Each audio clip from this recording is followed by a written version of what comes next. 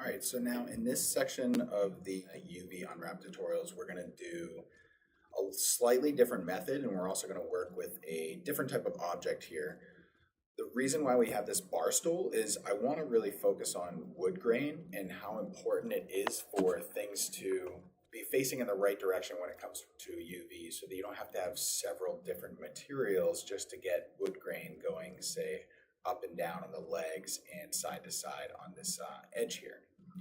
So we'll be covering material, the material section at the end, but for the time being, I'm going to open up this this bar stool group here. And one thing to note is this has a turbo smooth on it. So if we add a unwrap modifier on top of this turbo smooth, we're going to have a lot of trouble navigating in our UV editor, because the UV editor doesn't really work well with high polygon objects.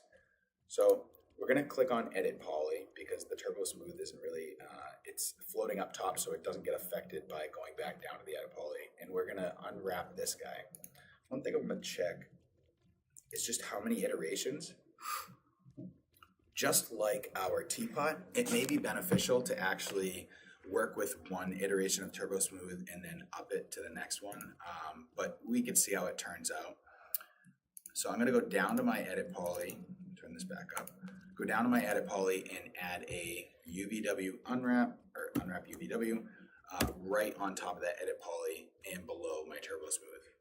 So I'm going to isolate this part of the stool for now, and I'm going to go into the UV editor, and we can start to isolate each section of our stool here and unwrap it.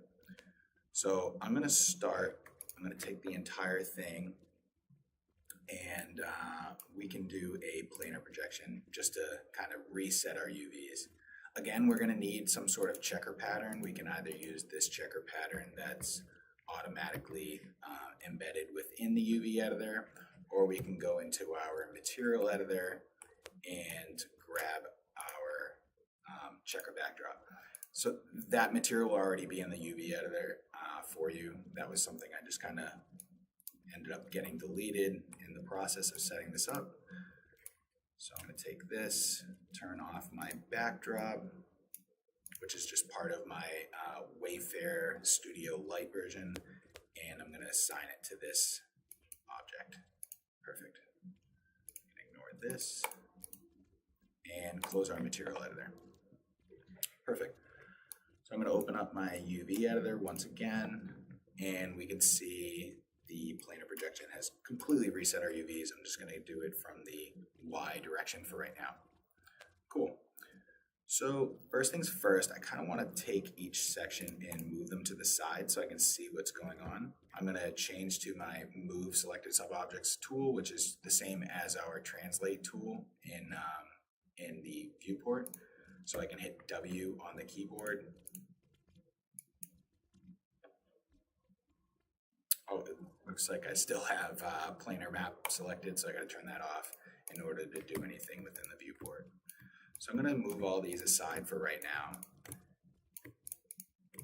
just so that I can see everything that I'm working with.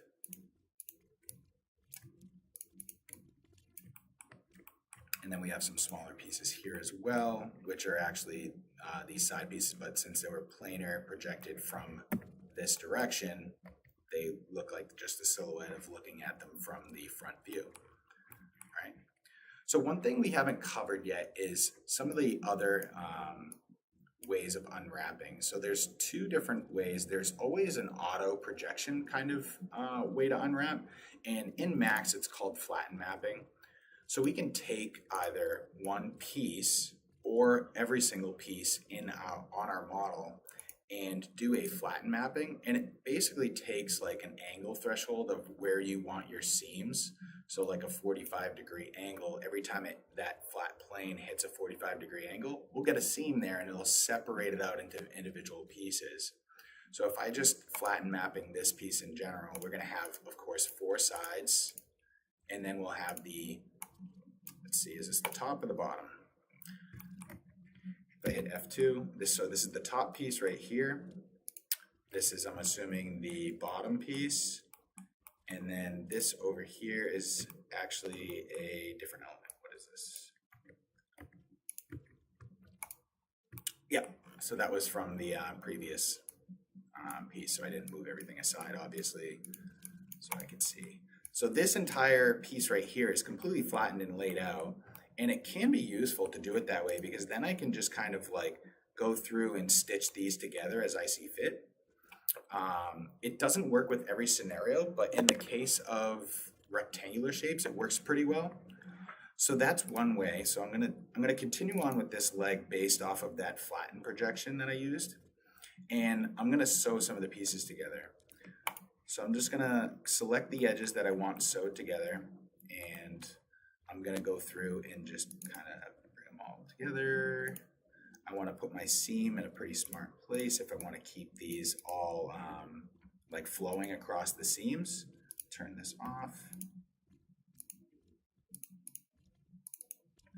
And I kind of want my seam back here, so I'm not going to sew this edge. I'm going to sew this edge, and I'm just going to use custom stitch.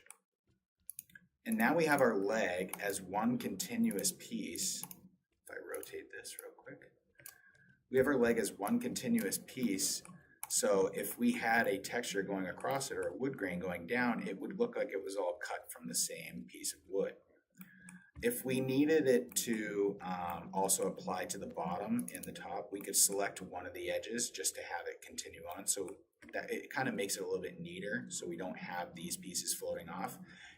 There's nothing wrong with keeping these over here, but in the case of I just want to keep things tightened up, I'm just going to attach them here. So I'm going to sew those pieces together. So I'm going to select this guy, this single edge up here. I keep turning this on. So that, and now our entire leg is one big element, and it's unwrapped and it's looking pretty good. The only thing we need to do is rotate a little bit. Rotate snaps is affected by angle snap toggle in the viewport area or in the main UI. So I'm going to turn that off so I can make slight adjustments. And I'm going to move this over here for right now. Now, one quick way of doing this, if I wanted to, since each one of these legs looks like they're all in the same geometry, they all have the same vertex count and they all have the same amount of edges and everything, I could actually detach these and then copy this UVW modifier and apply it to each one. I'm not going to do it in this case because I want to go over a couple different ways that I would unwrap these legs. So the first method was just using flatten mapping with the standard threshold of 45 degrees. Spacing doesn't really come into play here because we aren't using texture maps all that much. We have a lot of overlapping UVs. It doesn't matter. We really avoid those Atlas texture sheets because we like to work with seamless textures. So this is my next leg I'm gonna work on. So another way of doing it, and I'm gonna just cancel out of autosave by hitting escape. I'm gonna minimize my UV out of there, and I'm gonna go back to full screen on here. I'm gonna hit P for perspective because orthographic it gets a little wonky sometimes. And I'm gonna actually go through and make all my cuts and seams where I want them to be. So I already know that I want to cut a majority of the top off, and then I want to seam right down the back, just like I did with this one. So I'm going to go into face mode. I can hit 3 on the keyboard, and I'm going to use the point-to-point seams. So point-to-point seams allows me to click on one point and click all the way down to another one, or anywhere I decide to kind of stop and keep going, and it'll actually create a line here. So I'm going to turn off edge faces for the time being, and I'm also going to turn off just the face highlights because it gets a little distracting. So I can click on each one of these points, and it's not selecting a specific edge. It's kind of like recognizing that I'm going around this edge here, and it calculates exactly like what I want. I'll turn edge faces back on real quick. I can click on each one of these real quick, make that seam. I'm going to right click to stop. I'm going to hold shift, and I'm going to click around the top here so that I make it all one continuous piece.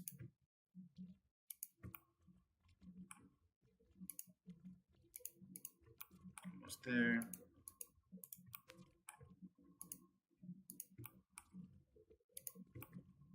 All right. Now with simple objects like this, simple shapes like this, it's probably not as beneficial to use this. It's pretty easy to do it the previous way we did, but I just want to give you options and show different ways of doing things. So I'm going to right click because I'm done, and I'm going to go to the UV editor, and I'm going to click Quick Peel.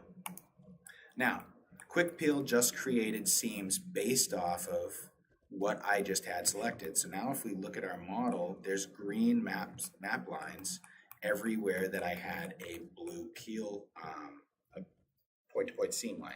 So it's taking all those different lines that I identified, all those edges, and it's unwrapping it. So it did a pretty good job of flattening it out. One thing I actually didn't do to this leg was go through afterwards and relax it, but it probably isn't necessary. This quick peel kind of does it all in one.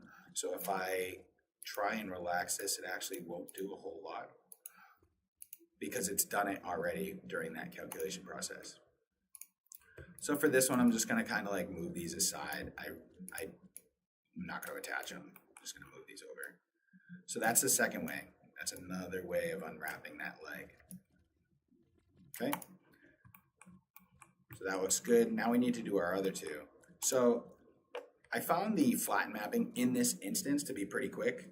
In terms of like seat cushions and stuff like that, where you're having a hard time selecting a full edge loop, then maybe it'll be beneficial to use that point-to-point method with Quick Peel. But keep in mind, Quick Peel has a hard time when it comes to high polygon objects. Of course, the UV editor in general has a hard time, but Quick Peel will definitely lock up when you have a lot of things going on. So let's take this next leg here. I'm going to hit F2 so I know which one it is. And I'm going to actually do another flat mapping. But this time I'm going to raise my angle threshold. So let's make it like 90 degrees and see what it gives me. So instead of 45 degrees, it makes seams. Let's do 90 degrees and it'll give me less pieces. So since I did 90 degrees, I have two pieces. It doesn't look like they're properly done because we have this edge here that wraps all the way around and it created this funky seam. So let's select this again and go mapping, flatten mapping, and let's just go 89. Let's see what that gives us. Just under. So now we have all our pieces separated out, and it's essentially the same thing because we have, at some point it's going to say, okay, not 45, so it's putting our seam over here. This may be more beneficial for something that has a more chamfered edge, but the 45 actually worked pretty well in this instance. But I just want to show you how this tool is reacting. So it's going from here all the way around till it hits like that 90-degree angle, and then it creates a new cut. So this whole piece right here is on its separate UV channel, while all the chamfer, as long as the other front sides, are on one island here. So again, one more time, I'm just going to go flatten mapping, set this back to 45 because that was a nice number for this instance. I'm going to set the spacing to 0, and that looks pretty good. So now I'm just going to go through. I want to, again, identify this back edge so that I know I don't want to sew that together. So I'm going to take this edge, sew,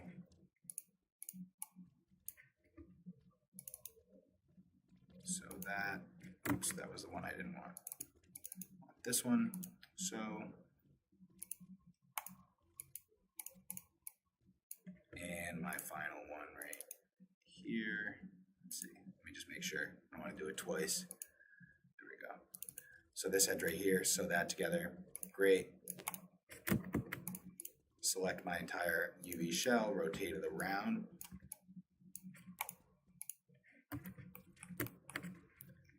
And let's just get our top and bottom pieces on here, just like we did the previous one.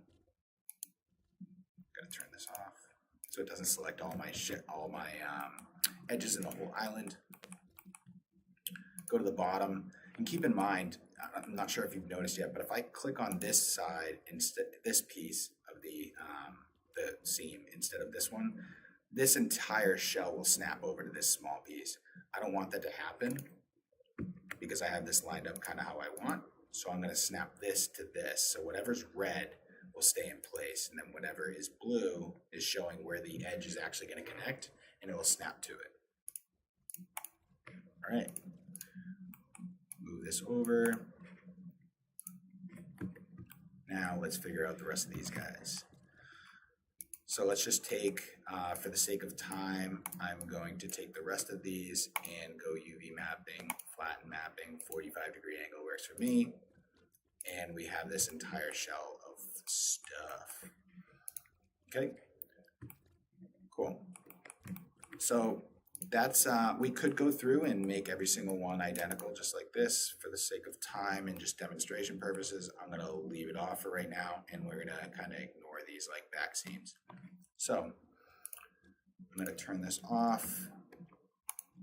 And for this one, I'm gonna do the same thing. I'm gonna go down to Edit Poly, and I'm gonna create a Unwrap UVW modifier.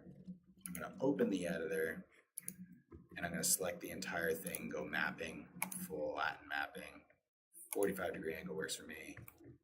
The only thing I am going to do is select these edges right here because I want the wood to travel along those.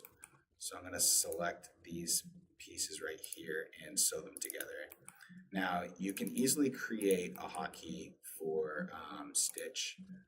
I don't remember if has one. I don't believe it does. So Stitch Selected does not have one.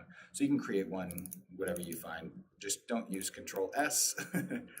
Obviously, that's already used for save. One bummer about this tool is it doesn't, unlike other pieces of software, it doesn't let you select multiple edges like that and sew them all together. It kind of just picks one, which is a little aggravating. I wish it would let me select multiple edges and then sew them all together, like select this, this, this, and let them all sew individually. Max doesn't do a good job of recognizing that these pieces are actually individual. Oops, wrong one. So it has a hard time working with that. But while I explain that, looks like we are almost done. There's one somewhere that I missed. That one. Okay, these two. Let me see. I just mainly care about these front ones for right now. Obviously, you would want to go through and make all those adjustments.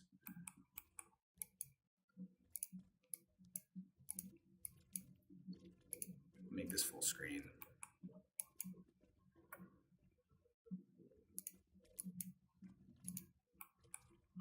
Need some elevator music.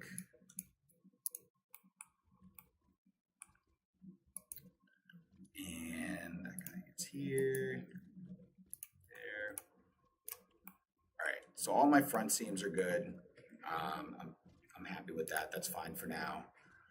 Again, I'm going to want these to be the same textile density. I need to apply my material to the top of this so that I can kind of match it up better. Now, you could apply a UVW modifier to the entire group and then try and get them all packed together so that they are all the same size. There's pros and cons to that, obviously. There can be issues with how Max handles instance UVW modifiers. It really gets wonky and can slow things down. So I'm just going to do my best real quick. I'm just going to package these together, make sure they're all the same size, and I'm going to scale these so that they match just by eyeball. It does not need to be perfect. One thing I need to do real quick is do the same thing to this one as well. Open the UV editor for these, make sure they're all the same size by packing them together. Okay. Turn off edge face. Something a little strange going on there. Let's take a look at that real quick. Open up my UV editor. Oh, that's from the Turbo Smooth. So that's what I was talking about. So once we add this Turbo Smooth, we get some issues right here. So that's what I mean when I was saying like having too low poly objects sometimes will cause issues. The only way around that is to go up like one iteration, unwrap, and then go up another iteration. So I could go up one iteration if I didn't care about this super low poly version. I could go up one turbo smooth iteration, create an unwrap UVW on top of that, open it up, relax everything.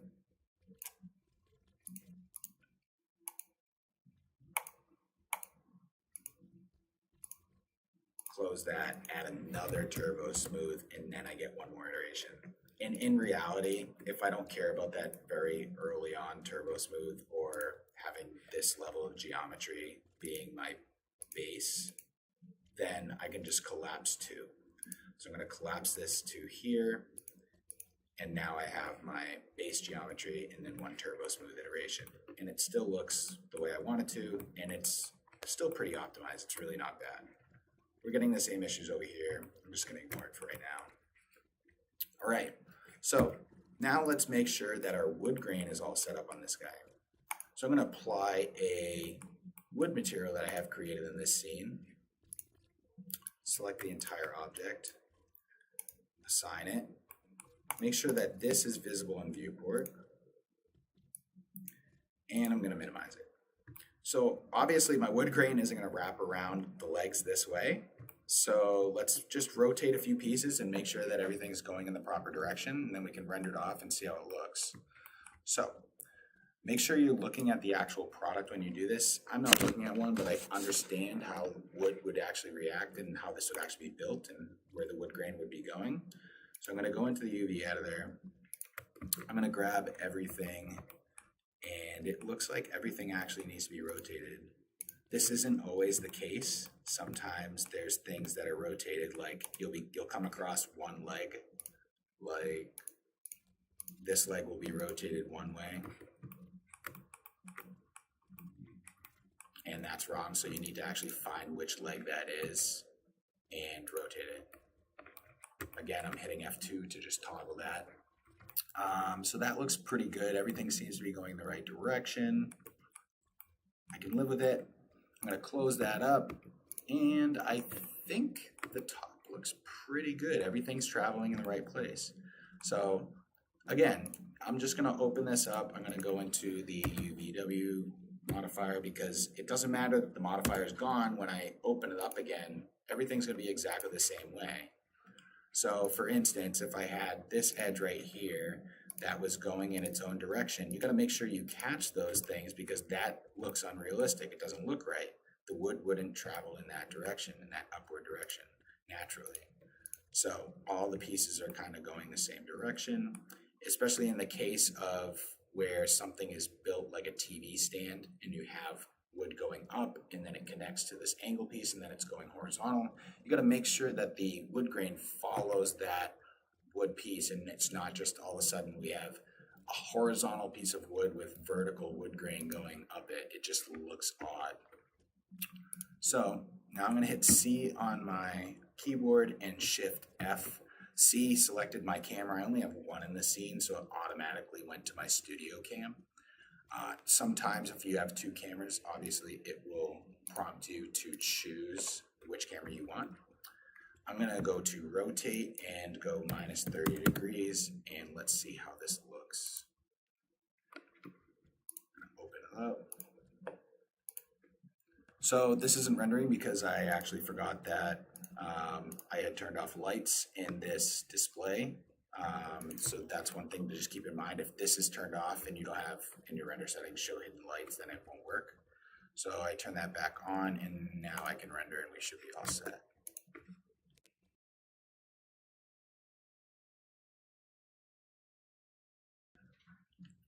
All right, so that's looking pretty good. I don't need to let it render any further.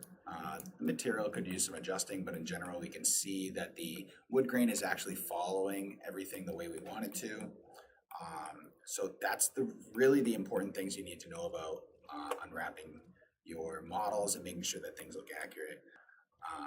We can cover more about using seamless and non-seamless textures, and we can also cover in the next video about how to create second UV channels so that we can add things like logos or stickers to our models without having to worry about creating more geometry.